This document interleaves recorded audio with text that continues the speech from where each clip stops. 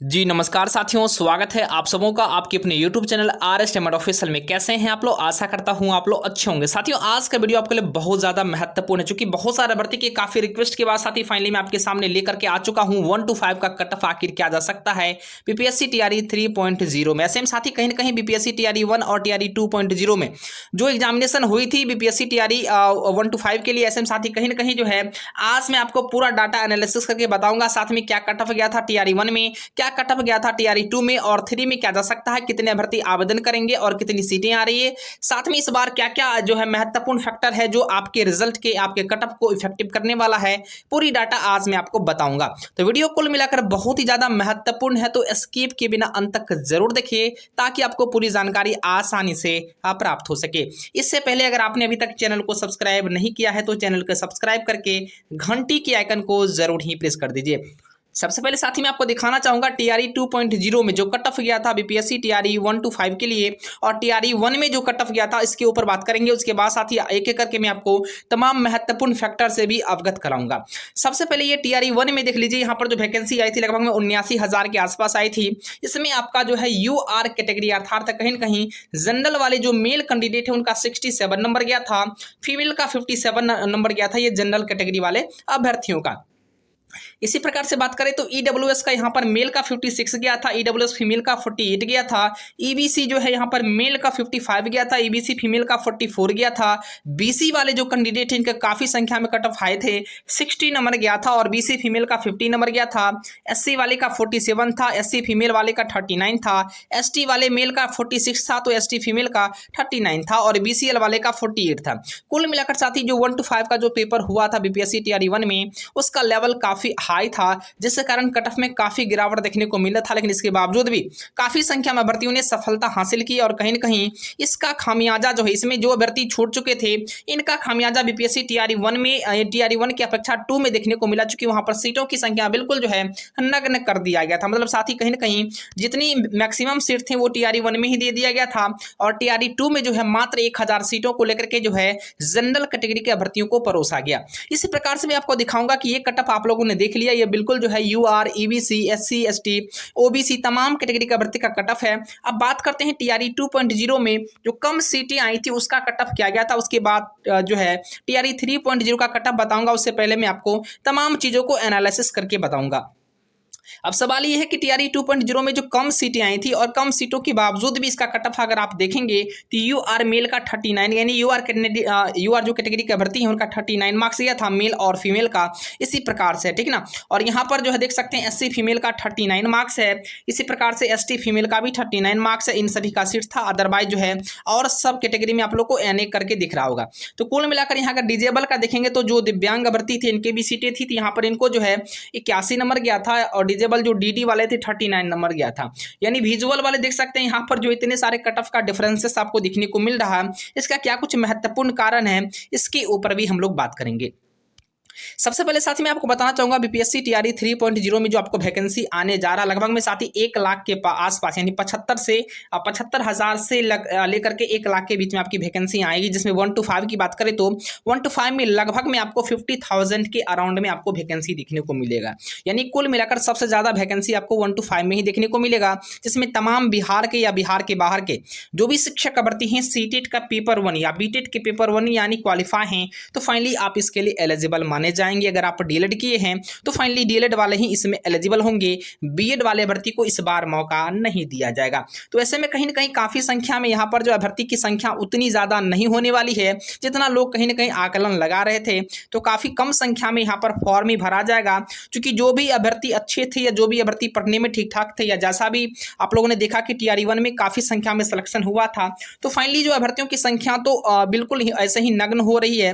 तो कहीं ना कहीं कम संख्या में यहाँ पर सीटें आपको अच्छी खासी मिलने जा रही है, तो इसका बिल्कुल प्रभाव आपको रिजल्ट में और कट ऑफ में देखने को मिलेगा।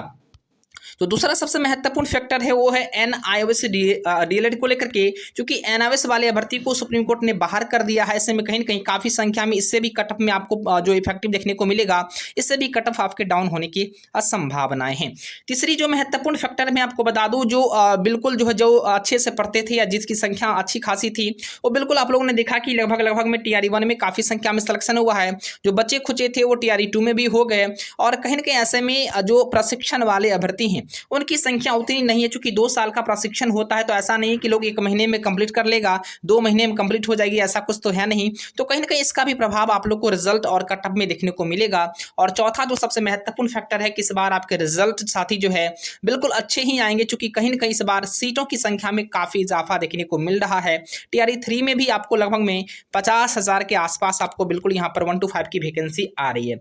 तो और कैंडिडेट की बात करें तो कैंडिडेट यहाँ पर आपको जो देखने को मिलेगा, वो कैंडिडेट कम से कम आप लोग को यहाँ पर अप्लाई में 2.5 से 3 लाख कम से कम भर्ती देखने को मिलेगा। इसके ऊपर आपको 4 से 5 लाख भी फॉर्म अप्लाई हो सकता है टीआरई 1 में 1 to 5 के लिए, लेकिन कम से कम जो है 2.5 से 3 लाख फॉर्म तो आराम से ही गिरेंगे।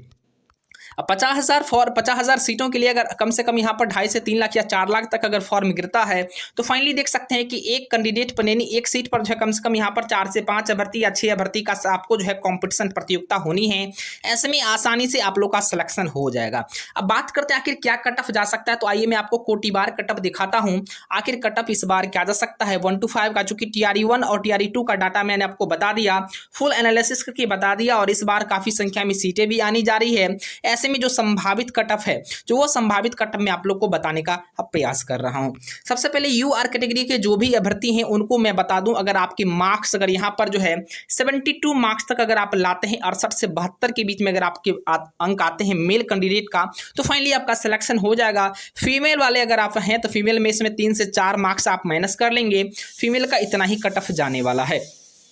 अब संभावना है बीसी वाले जो अभ्यर्थी हैं बैकवर्ड क्लासेस के, तो कहीं ना कहीं इस बार आप लोगों ने कट ऑफ को देखा, इसमें जो खास करके जो ओबीसी वाले थे या जनरल वाले थे, बिल्कुल ज़्यादा फासला देखने को नहीं मिला था। उसी प्रकार से मैंने कट ऑफ यहाँ पर बनाया है कि बीसी वाले का 64 से 69 के बीच में जाना है, ठीक ना। क्योंकि टीआरई 1 में 60 गया था, तो इस बार आपके 4 से 5 नंबर या 7 से 8 नंबर तक आपके बढ़ सकते हैं। तो 64 से 69 के बीच में अगर आपके मार्क्स अगर वहाँ पर आ जाते हैं तो फाइनली आपका सिलेक्शन हो जाएगा। इसी प्रकार से ईडब्ल्यूएस वाले जो भी अभ्यर्थी हैं, अगर आपके मार्क्स अगर मेल का 62 से 66 के बीच में आ रहा तो आपके सिलेक्शन हो जाने हैं, और फीमेल वाले हैं तो 2 से 3 नंबर आप इसमें माइनस कर सकते हैं, 4 नंबर तक भी आप माइनस कर सकते हैं। अब सवाल बनता है कि ईबीसी वाले कौन से अभ्यर्थी हैं, तो ईबीसी से अगर आप बिलोंग कर रहे हैं, ईबीसी कैटेगरी से अगर आप जो है आते हैं, तो फाइनली आपके मार्क्स अगर 60 से 64 के बीच में आ जाएगा वहां पर, तो फाइनली आपके सिलेक्शन हो जाने हैं, ठीक ना। तो इतना ध्यान रखिएगा। और मेल का है ये, और फीमेल वाले 3 से 4 मार्क्स आप माइनस कर सकते हैं, इतने अगर आपके पास होने चाहिए। अब एससी वाले जो भी हमारे मित्र हैं, हमारे सहयोगी, हमारे भाई बहन हैं, उन सभी का मार्क्स मैं आपको बता दूं 58 से 63 के बीच में अगर आपके बनेंगे, वहां पर मार्क्स अगर आपके चले आते हैं, फाइनल आंसर की में चले आते हैं, तो आपके रिजल्ट होने की पूरी संभावनाएं रहेंगी। साथ में एसटी वाले जो भी कैंडिडेट होंगे, तो एसटी वाले कैंडिडेट यानी जो भी अभ्यर्थी होंगे उनको मैं बता दूं यहाँ पर 56 से 60 नंबर के बीच में अगर आपके मार्क्स अगर आते हैं, तो फाइनली आपका सिलेक्शन यहाँ पर हो जाएगा।